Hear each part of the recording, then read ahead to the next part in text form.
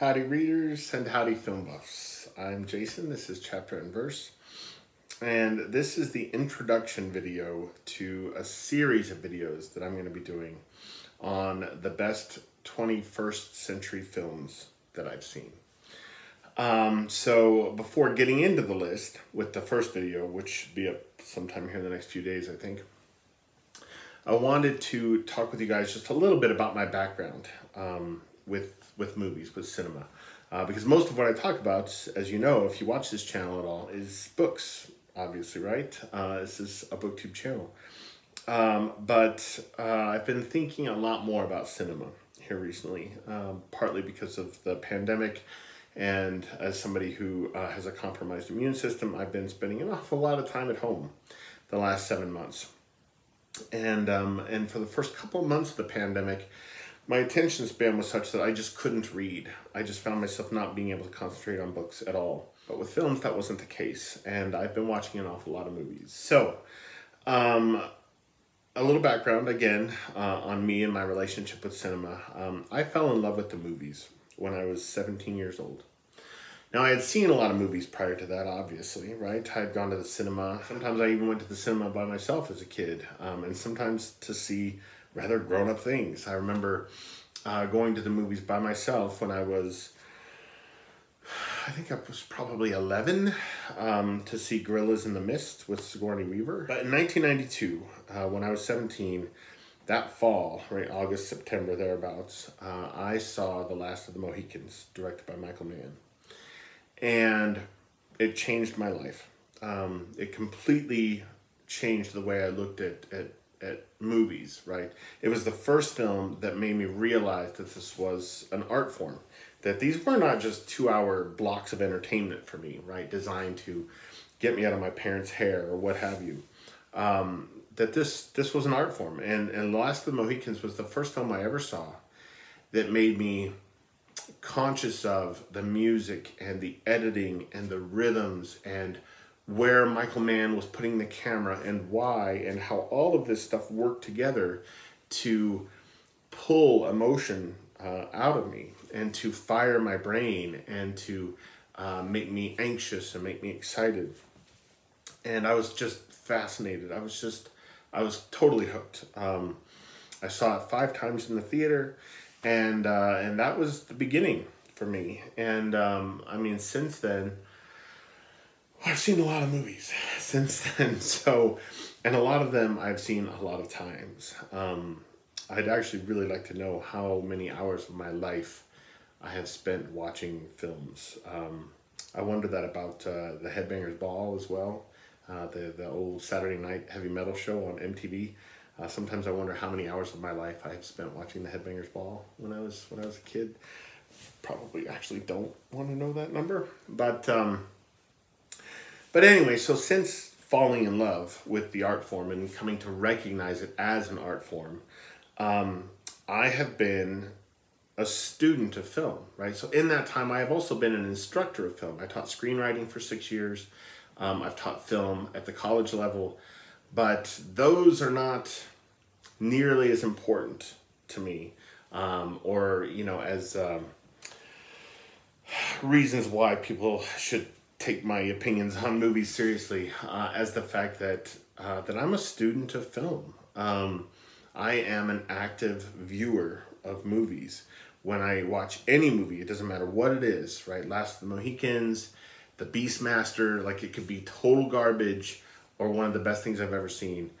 Whenever I'm watching a film, I am looking for what works and asking myself, why does it work? And also, what doesn't work? And why doesn't it work? And how might it have worked? I do that with every single thing I watch. It exasperates my family. Less so Kelly, I think. I don't think Kelly's too bothered by it. I mean, Kelly knows that I'm a total geek. I'm a total dork when it comes to movies.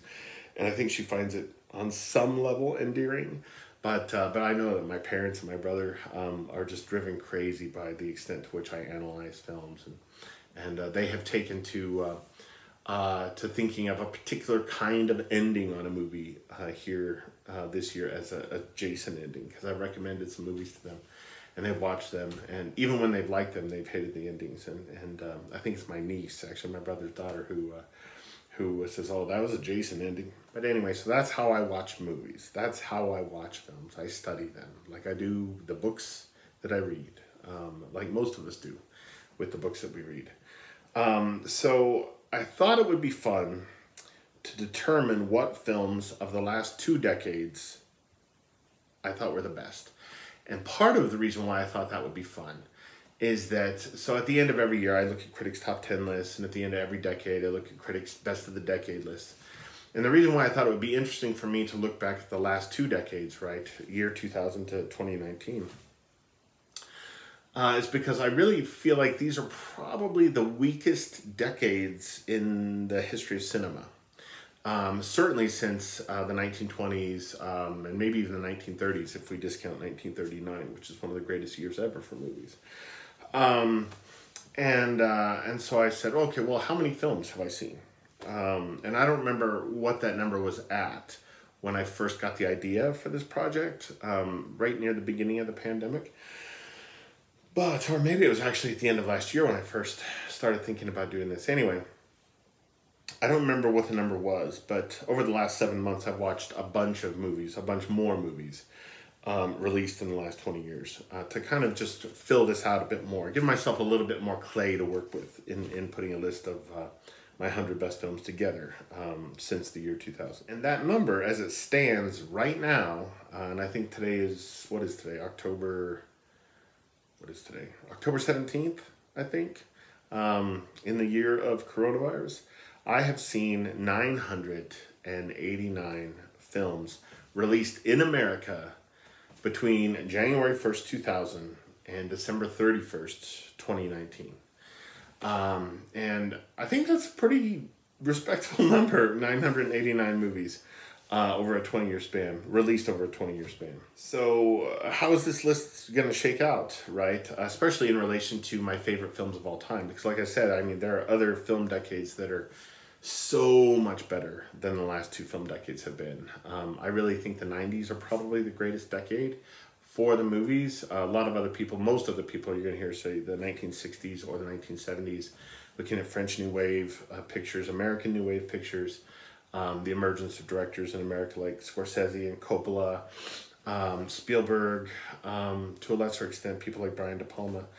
But I love the 90s, and it could just be that that's when I fell in love with movies. But it was, objectively speaking, just a terrific decade for cinema.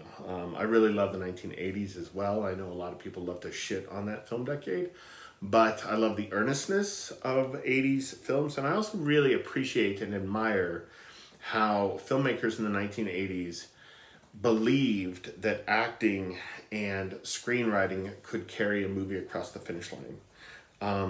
You know, filmmakers, I feel like in the 90s and even more so in the 2000s and the 2010s, have increasingly distrusted acting and writing to be able to do that, right? And so there's been a lot of, you know, flashy editing. There's a lot of whiz-bang in movies, especially nowadays. And in the 1980s, directors, they framed a shot, they put the camera down, and they gave great actors great scripts, and they let them do their work.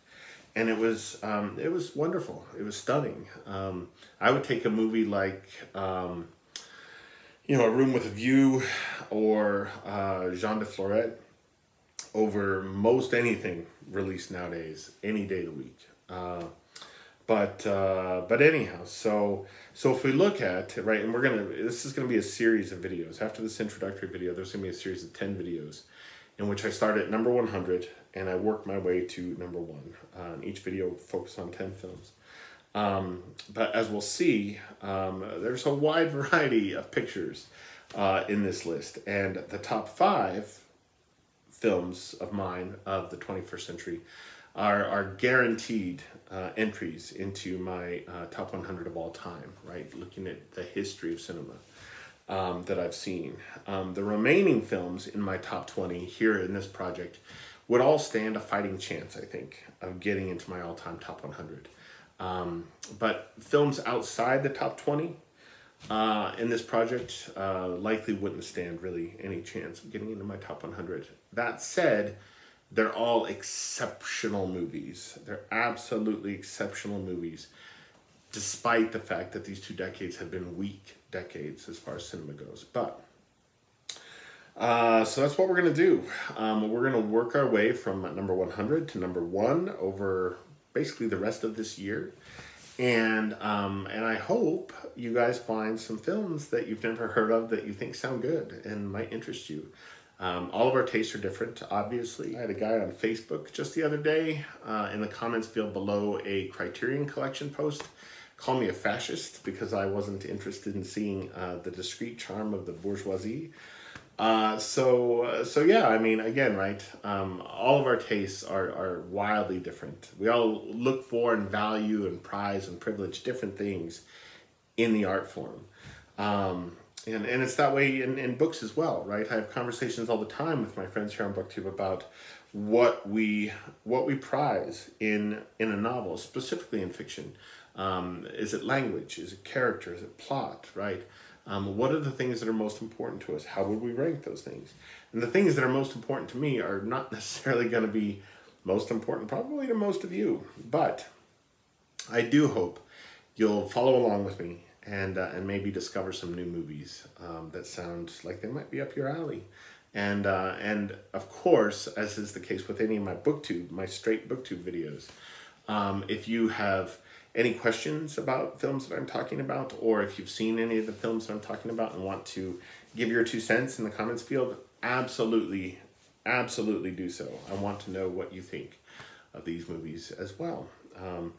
Yeah, my hope is that people follow along. Curious to see if, you know, movie X, Y, or Z finds its way into the top 100. I'll tell you right now that there are movies that have been profoundly critically acclaimed over the last 20 years that I have seen and that are not on this top 100. Some of them I really liked and they just missed making the top 100.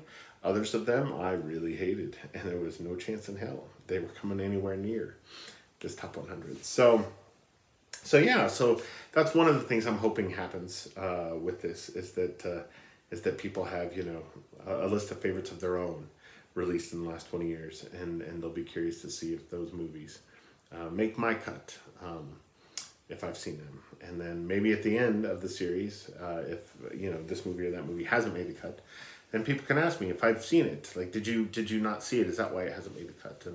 And I'll tell you. Or if I have seen it and I just couldn't stand it, I'll tell you that too, and I'll tell you why. But anyway, follow along, and I look forward to seeing you guys again very soon. Adios.